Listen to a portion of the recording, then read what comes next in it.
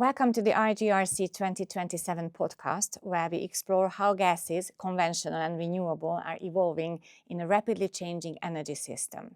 This postcard series is also part of the journey toward the International Gas Research Conference 2027, or IGRC2027 in short, which will take place in Budapest, Hungary from the 24th to the 28th of May next year, under the theme Innovation, the Bridge to a Sustainable Gas Future. The call for abstracts is still open until the 16th of June, and we warmly invite researchers, industry experts, developers, and innovators to send us their abstracts and join the conversation shaping the future of the gas sector. In today's episode, we focus on methane emissions, one of the most critical and complex challenges of the energy transition. I am Marta Nagy, and I'm going to be your host today, and our distinguished guest is Dr. Maria Olczak from the Oxford Institute for Energy Studies. Her research bridges cutting-edge methane measurement technologies with policymaking, examining why only a small share of global methane emissions is effectively regulated and what this means for the future of biomethane and renewable gases in Europe. Together, we will discuss emissions measurement and verification, lessons from real biogas sites, and how policy and markets must evolve beyond technology alone. Maria, thank you very much for joining us today. It's a pleasure to have you on this podcast. Thank you very much for the invitation and having me, and also for giving me excuse to come to Budapest. It's by far one of the most beautiful cities in Europe. Oh, thank you very much. So just to begin with, let's start with your PhD research. Your PhD research focused on bridging the gap between the rapid technological advances and policy making. Why does this gap still exist so strongly in methane emissions management today? Oh, yeah, this is a very good question, but also I think I won't be able to give a very simple answer. This is mostly because we are still learning how to measure methane emissions. So methane is colorless, odorless, so you can't see it with the human eye. You need special equipment in order to detect it and then to also to quantify it. So that already makes methane emissions much more challenging to abate and also to measure more accurately. The second thing is that there has been much more focus on the measurement of methane emissions, but it is rather a recent development. The evolution of our approach, or the last actually decade of methane measurements started in roughly 2014, when there have been first studies in the US regarding the methane emissions from the oil and gas sector. So I think this is where a lot of things started to happen, and also the very, very rapid technology development. It has been, so we have now more sensors, more types of sensors in order to measure those emissions, but also we can use those sensors on different platforms. Initially, people were detecting methane measurements using handheld devices. Now we can use different types of sensors mounted on cars, but we can also use drones, airplanes. We can also have the satellite inversions. So there has been a rapid technology development. This is very exciting, but I think the challenge from the policymaking point of view is how to keep up with this technology development, how to develop policies so that they help to develop the technologies rather than constrain them.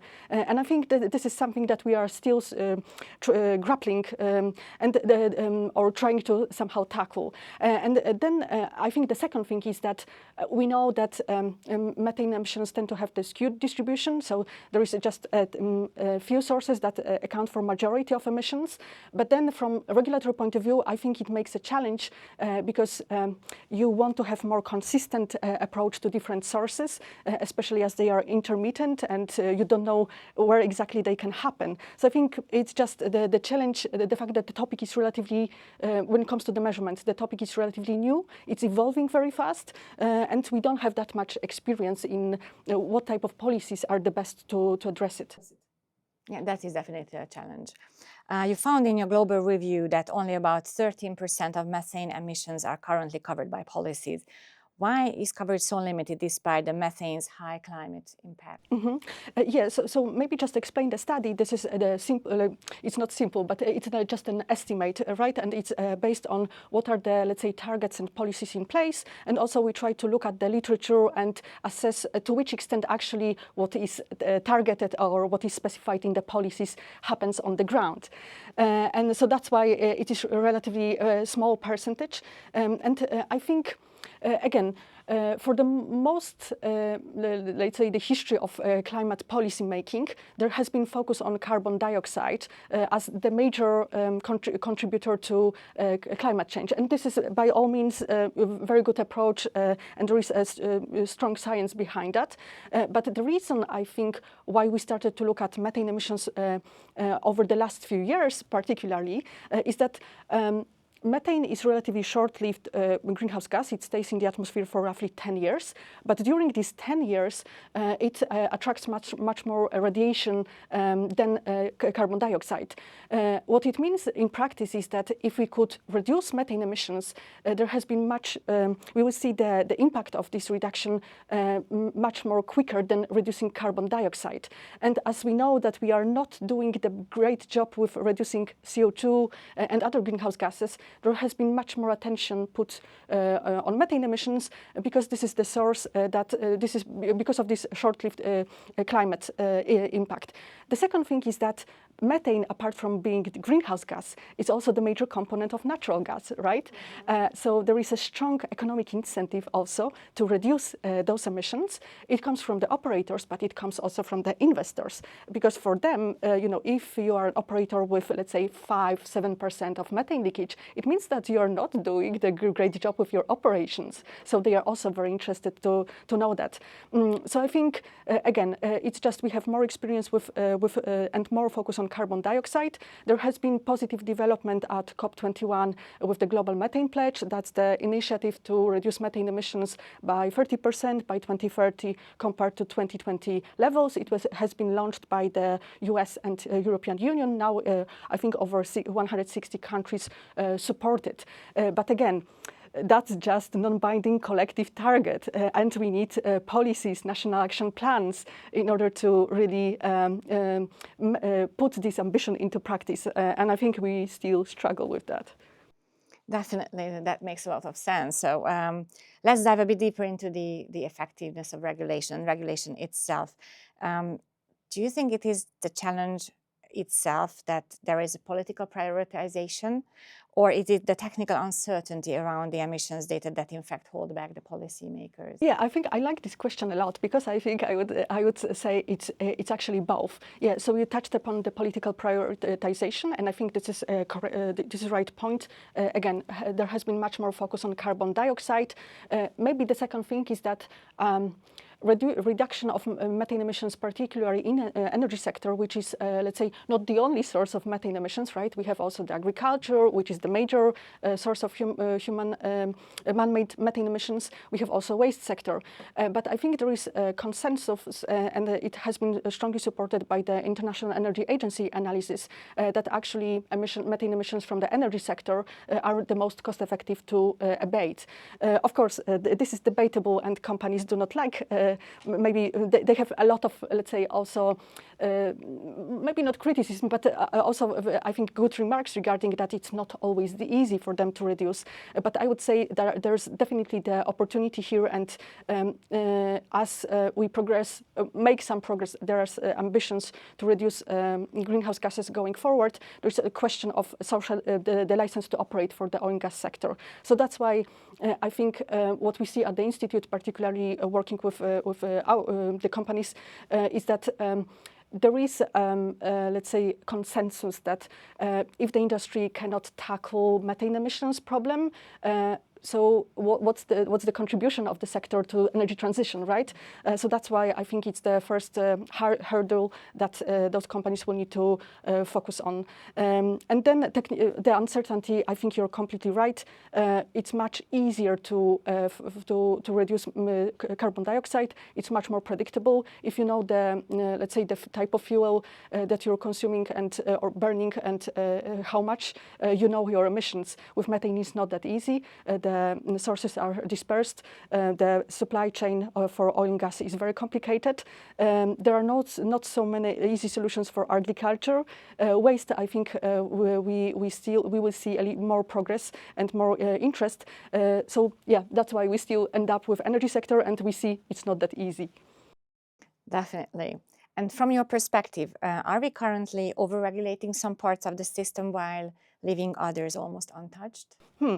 I think that's an interesting question, but looking again from the maybe oil and gas sector perspective, I would say there has been a lot of focus, and I show it in the paper regarding the upstream side. And I think that's again the consensus. This is where the majority of emissions typically happens, and also this is where the biggest mitigation opportunities are.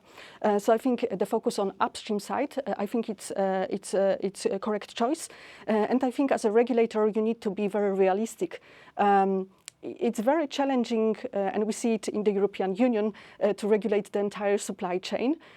So that's why I think there needs to be focus on specific segments or sectors, or where we need to start somewhere. I think that would be my response. I hear sometimes, the questions around, okay, but as agriculture is the major source, we should do something about it. And I think there is a consensus that we should do something about it. But I think we are not there yet with what can we do to reduce methane emissions from entering fermentation or from the waste that is produced. We could do some measures like production of biogas and biomethane could be an option. And I think we will talk about it a little bit later. Okay, talking about the regulations itself, I would also like to touch on the EU methane regulation and its implementation, particularly when it comes to import requirements. Yes, so methane regulation is a very interesting story and is developing very, very fast. But for the audience that is not following on a daily basis, I will just provide a little bit of explanation. So the regulation entered into force in 2024, and it's binding upon all 27 member states in the EU. What is really, really interesting about methane regulation is that it has this internal dimension, so it targets methane emissions associated with the production and transport of fossil fuels, so coal, natural gas and oil. But it has also the Chapter 5, and Chapter 5 introduces the import requirement. What it means is that between 2025 and 2030, the EU importers, in order to continue to import oil, gas and coal, they would need to make the best effort and to establish good relationship with the producer in order to obtain certain information from them first, and then also to ensure that those methane emissions are monitored, reported and verified in line with the standards set by the regulation. And once they do that, closer to 2030, they will need to also ensure that the emissions at the production level will stay below the level that again needs to be developed by the Commission. So that's really something that we see for the first time. There is no comparable regulation in place. And I think it also comes with a lot of questions regarding the implementation. And I think that's actually what is happening right now. There is a lot of cooperation between European Commission, also with member states, that try to somehow provide some certainty for the companies, but on the other hand, also to provide flexibility. And I think that's quite challenging discussion. So again, there will be important impact for producers and exporters of fossil fuels into the EU. And we see that these discussions are progressing. We'll be discussing issues around verification quite soon. So again, there is a lot of focus, but also quite a lot of unanswered questions as well. Yeah, absolutely, I can see that. Turning now to MRV, which is Measurement, Reporting and Verification Systems. This appears to be one of the areas where the real bottlenecks emerge, particularly around knowledge gaps and verification. So regarding this, you showed that the biggest barrier to methane-specific MRV systems in Europe is not the cost itself, but the knowledge gap, as you mentioned. What kind of knowledge is missing? Okay, that's a good one. And I must say, I think this paper was published in 2021. So again, we, if I remember correctly, so we evolved quite a bit, but the paper was focused also on what is happening at Oil and Gas Methane Partnership 2.0. So that was the voluntary, and still is, the voluntary initiative from the oil and gas sector with United Nations Environmental Programme, also with a lot of support from European Commission, in order actually to invite the companies and to work with companies to come up with more standardized way to measure those emissions. As I mentioned, we have technologies to measure them, but the fact that you have more information doesn't really, sometimes is not that helpful. And I think for the companies operating across different geographies, it's very, very important to have a standardized way to do so to measure emissions.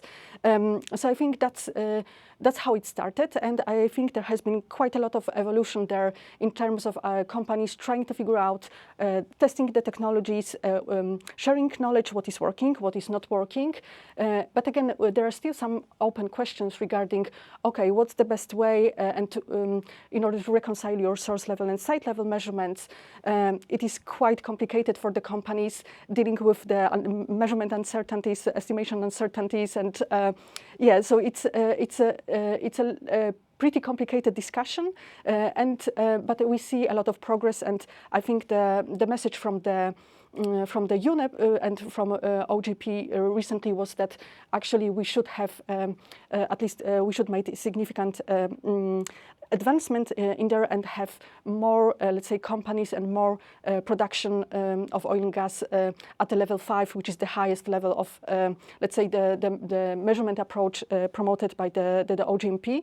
And I think there is quite a lot of and growing consensus around that. Really, by joining OGMP, companies can benefit a lot, and they can somehow come up with more standardized way to measure those emissions. And that's just measurement and also reporting to some extent. And now when it comes to verification, I think that's another question that we are trying to address. You also emphasize that there is no universally best methane measurement technology. How should researchers approach this complexity when designing studies and case analyses? So I think this is a lot of research that comes from the universities based in the US. So at the Institute we work very closely with University of Texas at Austin. Then we are also the Colorado School of Mines. And I think the approach was that actually in order to have more publicly available information regarding the performance of different technologies, they actually started to test them at the testing facilities according to a standardized testing protocol. And I think that was really helpful because every year there is some new study coming up. And I think technology providers are also very keen to participate in this type of studies because it just shows whether they improve and what they can do better.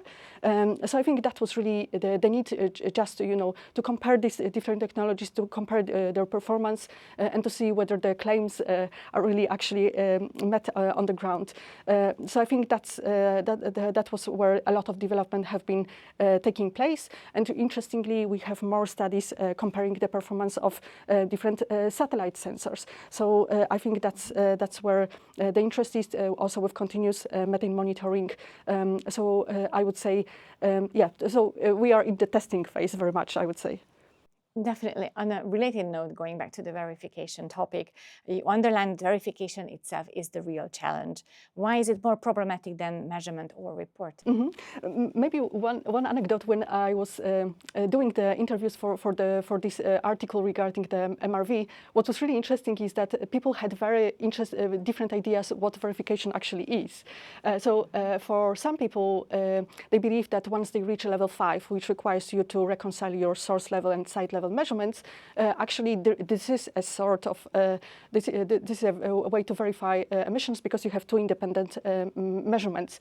But then, from regulatory point of view and from policy point of view, I think you still need the independent view on, whether you meet the standard, and whether the methodology, your approach, the technologies that you choose, sampling strategy is really aligned with the standards. And I think that's why, because the measurement standard is still very flexible, there are technology guidance, guidance documents published by OGMP, but they still leave quite some room for the companies to explore and to not to do it in not doing everything according to exactly in the same way, and I think that's where the verification challenge comes, because verifiers, from their perspective, they need to check the emissions according to certain standards, and it needs to be consistent.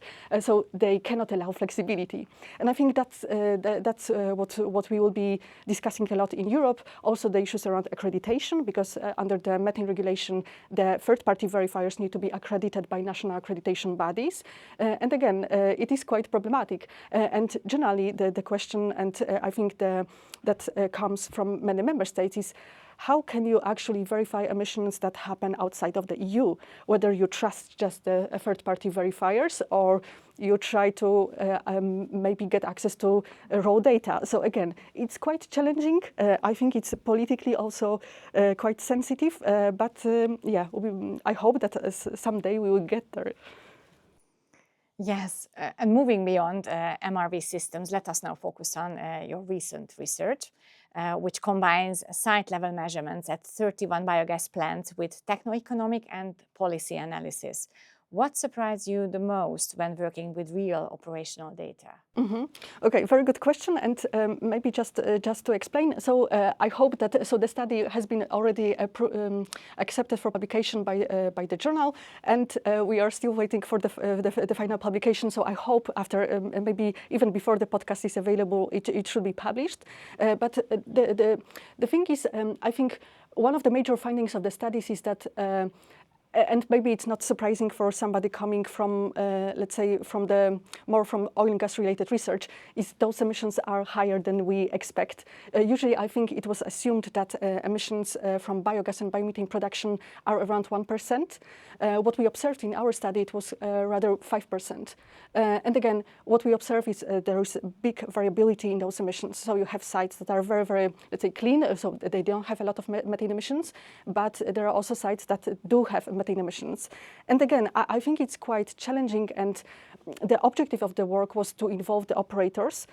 So without them, we wouldn't be, and without access to the sites, we wouldn't be able to do the measurement, and also we are provided with the operational data. So before actually starting the measurements, we were talking with the operators, we got access to SCADA system, we've seen the pressure, we've seen the temperature. We also asked whether it's a normal day of operation, or there is some problems going on, like some maintenance, or maybe the grid reject. So again, what I'm saying is that I think the objective was just to really see whether, and try to quantify to which extent it is an issue for the sector, and also to be more proactive in the sense, okay, what should we do about it? Because I think my takeaway from the whole study and what I've seen by going to this site is that once you show those emissions to the operators, they are really keen to address them because it's a money issue for them, right? So if they have less biogas or biomethane in the system, they have less biogas and biomethane to sell. So I think it's a lot of issues around the awareness and the fact that, okay, I think there is an issue here, like those emissions are higher than we assume, but I think there is also a willingness to address them. And we also looked at the mitigation options. They are already available, and they are particularly available and the most cost effective for sites that are greenfield, so they are new, right? Because if you choose make a good choice between different upgrading technologies, you automatically minimize your methane slip. So I think study comes with in a pretty good time, given the fact that we expect more biogas and biomethane expansion in Europe, and I think it's really important to, let's say, scale it up in a very sustainable and, just efficient way. Building on that, are biogas plants always a climate solution, or can they become a methane liability if not properly managed? Yeah, so I think there has been a lot of LCA studies quantifying let's say, the climate impact of biogas and biomethane production.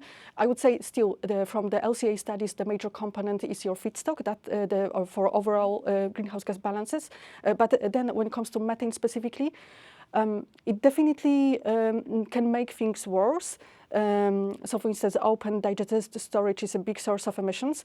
But I think, we have also developing knowledge on that. And again, I don't think it is a major hurdle. I would rather think of it as an opportunity for the industry to show that they can scale the sector in more responsible way.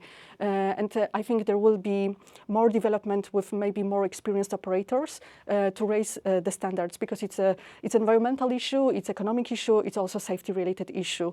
Again. I would say that it should in the future be a positive story to say by the industry if they take actions now.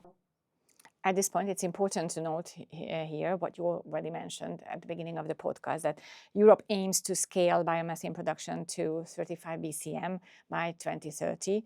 And from an emissions perspective, where are the biggest risks if we scale too fast or without sufficient evidence? Yeah, that's a good question.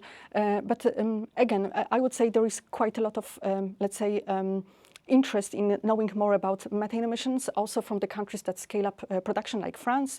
And I think it comes hand in hand, right, in a sense, like we will have more plants, but also more requirements around sustainability when it comes to feedstock. But also there are some countries like Denmark and France that either already introduced some regulations that, for instance, require the operators for biogas plants and biomethane plants to do leak detection and repair campaigns.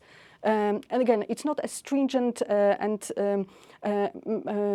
not as stringent as for the oil and gas sector. But again, some first requirements are already happening, and it has financial implications, because in Denmark, you need to comply in order to get the subsidies.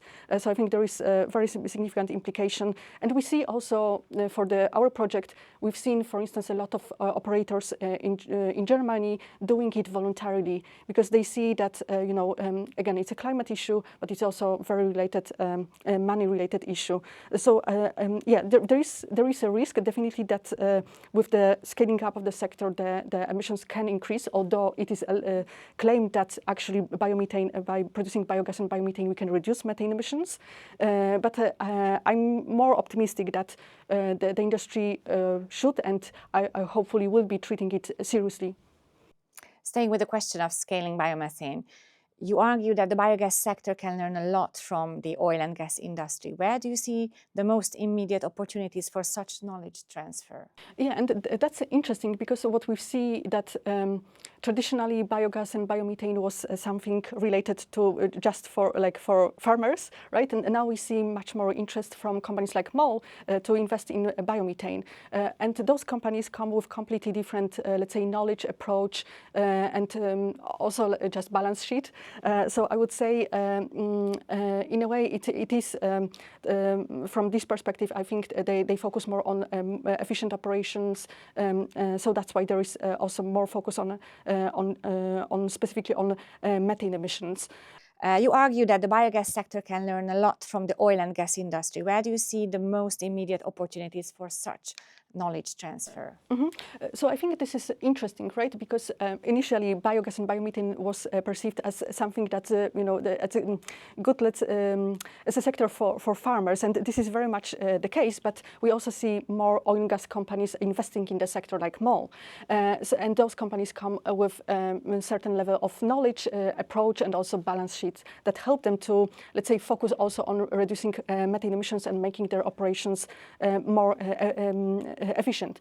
I think what could be interesting to see And I see that leak detection and repair, and exactly like learning what technologies are already available, which technologies are, let's say, the best to apply for the biogas and biomethane sites. Technology transfer, and also just awareness that you should be doing that because it's part of your operations. I think that's already a big improvement. And maybe one case also from the study that was really interesting regarding leak detection and repair is that we actually compared the emissions that we observed at sites across different years. So we asked also the operators when they did leak detection and repair last time. And we've seen that actually the sites in the second year had lower emissions than the sites in the first year since ELDR. And it's completely counterintuitive, right? Because there's an assumption that if you do ELDR more frequently, you should have lower emissions. So we investigated it, and it's looked, and we've seen in the data that actually this increasing emissions during the first year was driven by some sites in the UK that actually are not obliged by law to do leak detection and repair, but did that voluntarily, and some did that because they are obliged. And it was really interesting to see that the UK regulations did not specify how to do the ELDR. Their legal requirement was just to do ELDR once per year. There was a little bit of a mention of general technology like standards, but not very prescriptive as we see in the oil and gas sector. And it turned out that those sites relied on the third-party technology provider. And unfortunately, from our experience, we can say that they were using let's say, the instruments, the OGI cameras that were not maybe the best in class. They were uncooled cameras. And also the way you operate them, it really affects how much emissions you find. And I'm mentioning all of it because on the one hand, the operator was completely compliant with the regulations, but on the other hand, we had higher emissions.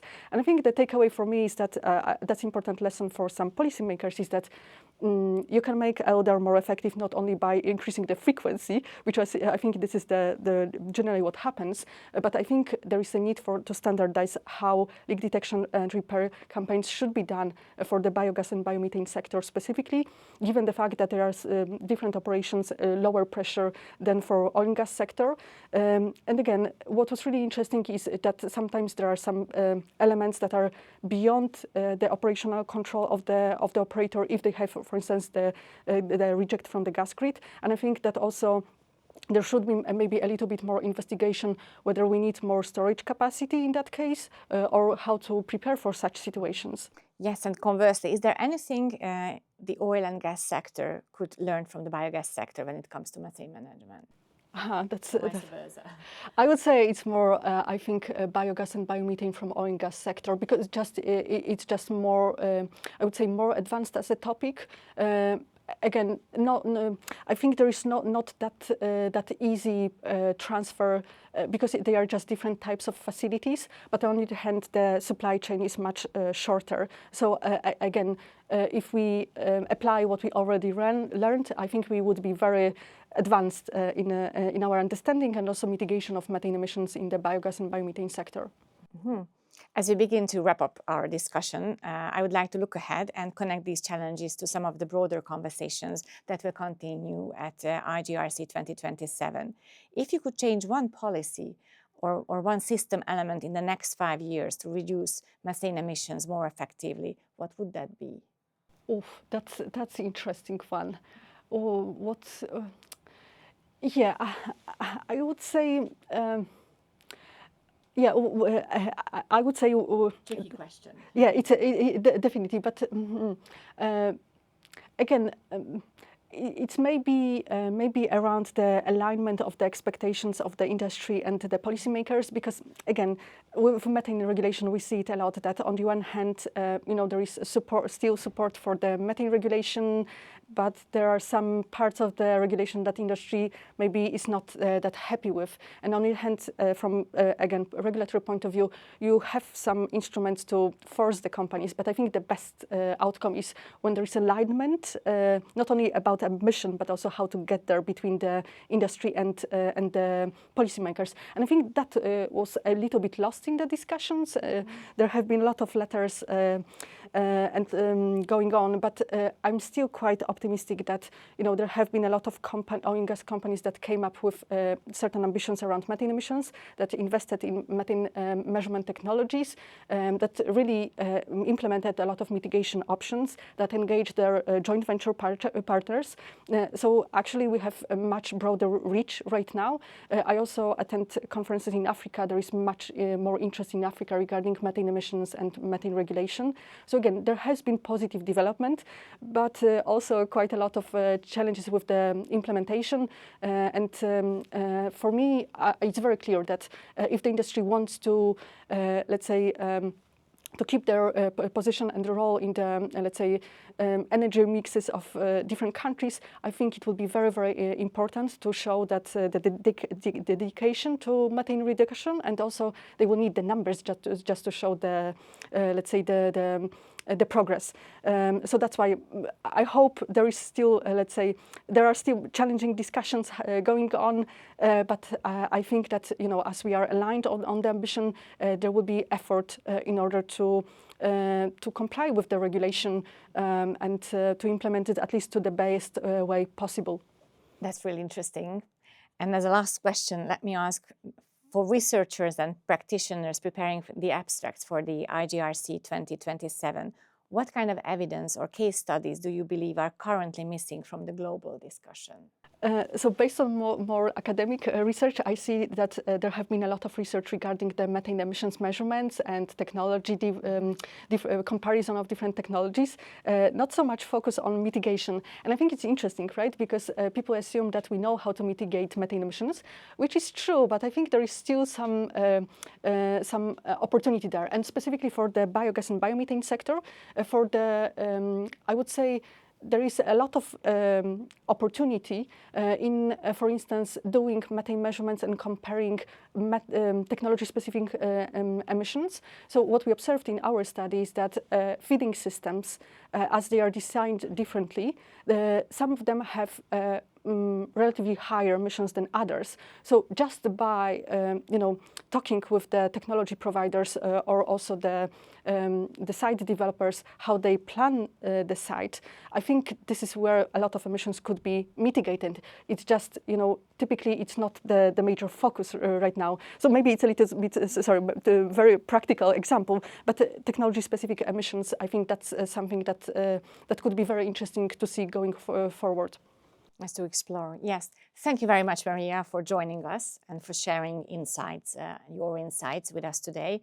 This was a truly fascinating discussion on methane emissions regulation and the future of biomethane in Europe. And also let me thank our listeners for tuning in on the IGRC 2027 podcast.